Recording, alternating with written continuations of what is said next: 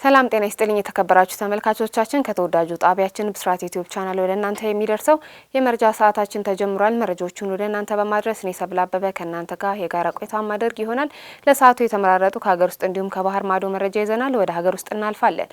መስማት ለተሳናቸው ዜጎች የመንጃ ፍቃድ ስልጠና መሰጠት ተጀመረ።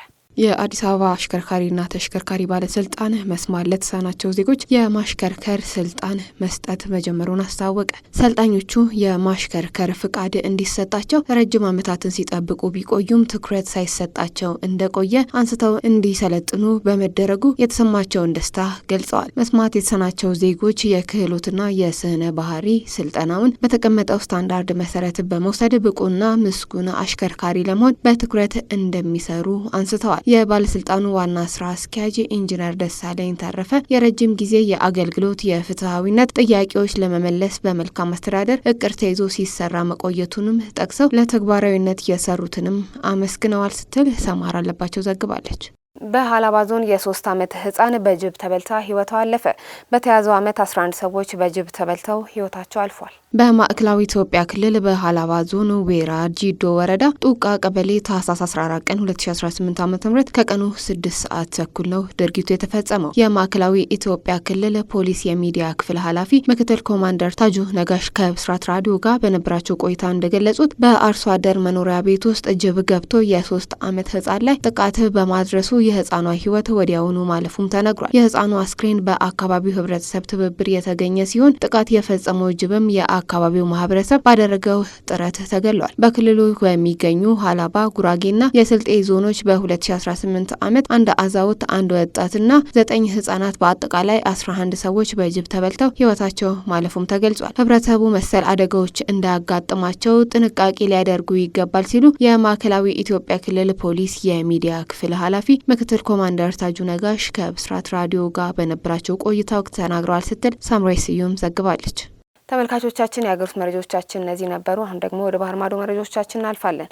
በዩክሬን ላይ በሩሲያ በተፈጸመ ጥቃት ከተገደሉ ሰዎች መካከል ህጻን ልጅ ይገኝበታል ሲሉ ዘለንስኪ ተናገሩ።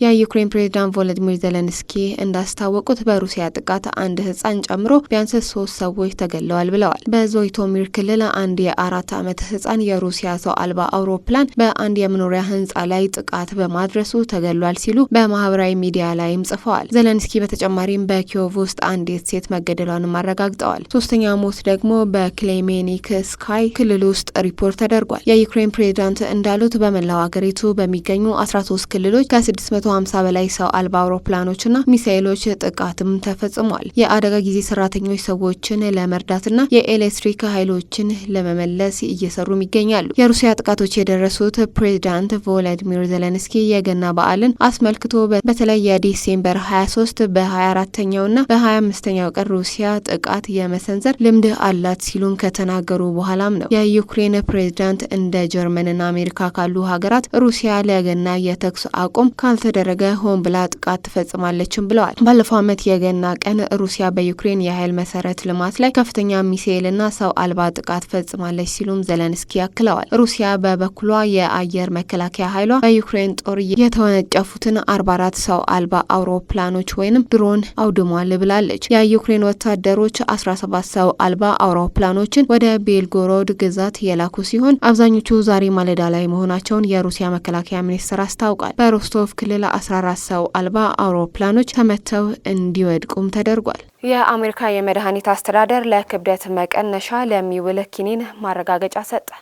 የአሜሪካ ምግብና መድኃኒት አስተዳደር ክብደትን ለመቀነስ የሚውለው ዊጎቪ ኪኒን ማረጋገጫ መስጠቱን የመድኃኒት ተቋሙ ኖቮማርዲሲስ አስታውቋል። ዊጎቪ ኪኒን ከመድኃኒት ቁጥጥር ባለስልጣኑ ማረጋገጫ የተሰጠው በአይነቱ የመጀመሪያ የሆነ ኪኒን ሲሆን ለክብደት መቀነሻ መድኃኒት አዲስ ምዕራፍን ከፍቷል። ኪኒኑን የሰራው የዴንማርኩ መድኃኒት አምራች ተቋም ኖቮ ኖርዲሲክ በቀን አንድ ጊዜ የሚወስደው ይህ ኪኒን ከዚህ ቀደም በመርፌ መልኩ ከሚወሰደው ይልቅ ጥሩ አማራጭ እንደሆነ እንደሆነም ገልጿል። በመርፌ መልክ እንደሚወሰደው ሁሉ ኪኒኑ ክብደት ለመቀነስ ይረዳልም ብሏል። ኪኒኑ ማረጋገጫ እንዳገኘ የተሰማው ክብደት ለመቀነስ የሚረዳው ዊጎቪ በፌዴራል መድኃኒት ቁጥጥር ባለስልጣን ማረጋገጫ ከተሰጠው በኋላም ነው። ሌሎች ክብደትን ለመቀነስ የሚረዱ እንደ አዚምፒክ ያሉ መድኃኒት ያሉ ሲሆን በዋናነት ማረጋገጫ የተሰጣቸው አይነት 2 የስኳር ህመም በሽታን ለማከም ነው። ቢቢሲ የፌዴራል መድኃኒት ቁጥጥር ባለስልጣንን አስተያየት እንዲሰጥም ጠይቋል። ኖቪ ኖርዲስክ ሙከራውን በሚያስኬድበት ጊዜ ዊጎቭ ኪኒን 16.6 በመቶ የሚሆነ አማካኝ የክብደት መቀነሻ ማሳየቱን ሰኞ ዕለትም ገልጿል። በሙከራ ላይ ከተሳተፉ 1300 የሚሆኑ ሰዎች መካከል 1/3 የሚሆነው 20 በመቶ ወይንም ከዚያ በላይ ክብደትን ቀንሰዋልም ብሏል። ኪኒኒው መጪ ወር በአሜሪካ ይፋ ይደረጋል ተብሎም ይጠበቃል። የኖቪ ኖርዲክ ዋና ኃላፊ ማይክ ዳውስትራር በቀን 1 ጊዜ የሚወሰድ ኪኒን ለታካሚዎች ለአወሳሰድ አመቺ ሲሆን ከዚህ ቀደም ዊጎቭ መርፌን በመጠቀም ክብደታቸውን ለመቀነስ እንደሚችሉ ሁሉ ይህንን ክብደታቸውን ለመቀነስም ይረዳቸዋልም ብሏል። በኪኒን መልክ የተሰራው ዊጎቭ ኖቫ ኖርዲክስ የአክሲዮኖች ቅናሽና የትርፍ ማሽቆልቆልን ማስጠንቀቂያ ካጋጠመ ከ1 ዓመት በኋላ የመድኃኒት ገበያውንም ሊጨምር ይችላል። ኩባንያው በክብደት መቀነስ ገበያ እንደ ኢሊሊ ካሉ ተቀናቃኙ መድኃኒት አምራቾች ከባድ ውድድርም ገጥሞታል። ኖቮ ኖርዲክ መድኃኒት ማረጋገጫ ማግኘቱ ከተሰማ በኋላ በኒውዮርክ ገበያ በሰዓታት ውስጥ ያለው ድርሻ 10 በመቶ ገደማም ጨምሯል። ተመልካቾቻችን እስካሁን ስትከታተሉት የነበረው ከተወዳጁ ጣቢያችን ብስራት ዩቲዩብ ቻናል ወደ እናንተ ሲደርስ የነበረ የመረጃ ሰዓታችንን ነው። መረጃዎቹን ወደ እናንተ በማድረስ እኔ ሰብል አበበ ከእናንተ ጋር የጋራ ቆይታ አድርጌ ነበር። መልካም ቆይታ